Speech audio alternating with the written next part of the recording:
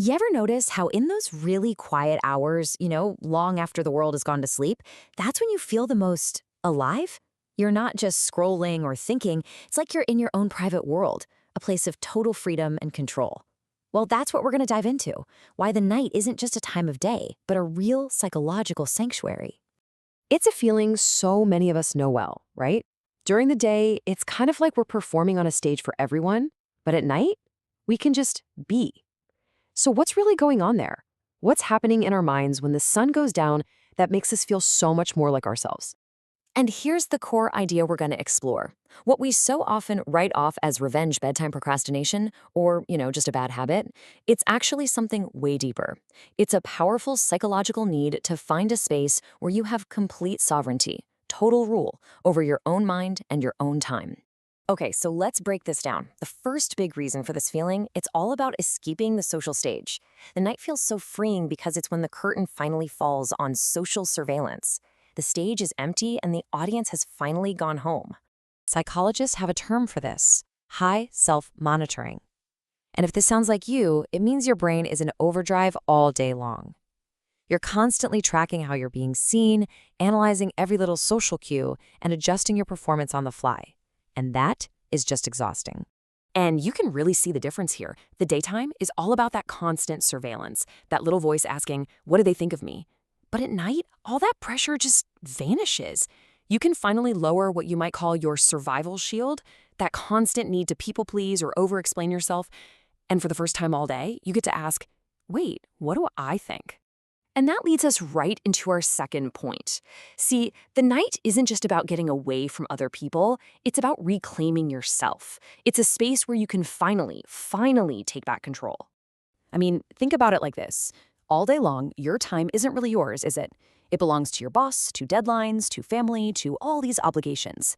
Your brain, which actually craves a sense of mastery and control, feels totally overwhelmed. So what does it do? It seeks out the night. It creates this little micro world where you, and only you, are in charge of every single decision. And, for those of us with minds that just don't quit, this control is also about managing all the noise. The day is just chaotic. It's a constant overload of data.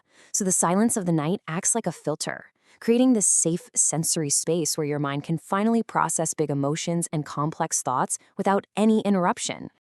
This brings us to our third point, and this one gets a little more personal. The night isn't just a quiet space, it's a safe one, especially for our most vulnerable ideas and our biggest dreams. I love this idea that the darkness provides a sort of protective blanket. Without the harsh light of day, without the potential for judgment from others, that fear of failure just kind of recedes. And what's left is just pure, unfiltered motivation and imagination. And that's the key difference, isn't it? At night, you can play around with a new version of yourself. Your big idea, your dream, it can exist in its perfect, ideal form. But the day brings risks. The judgment of others, the slow, often uncomfortable reality of actually making something happen. The night protects your dream before it has to face the real world. And this brings up a really important distinction. For people who have a high tolerance for being alone, this time isn't about being lonely at all. It's about being free. It's this welcome state of self-determination where you're not waiting on anyone else or worrying about social dynamics. You're just existing completely on your own terms. Okay, so we've explored all the reasons why the night can feel like such a sanctuary. But what do we do with this? How can we take these feelings and actually bring them into the daylight with us? So here's the one thing to remember from all this. If you find yourself staying up late, reclaiming those hours for yourself, your mind isn't broken. It's not just being difficult. It's actually sending you a really clear signal. It's trying to give you the quiet, the freedom, and the control that you're so obviously missing during the day. And that leaves us with this final, really powerful question. The night is a beautiful sanctuary, for sure. But real, lasting change happens when we learn how to carve out that same sense of sovereignty when the sun is up. So how can you start building small moments of that nighttime freedom, that nighttime control, into your waking life? That's the real challenge. And really, the real opportunity.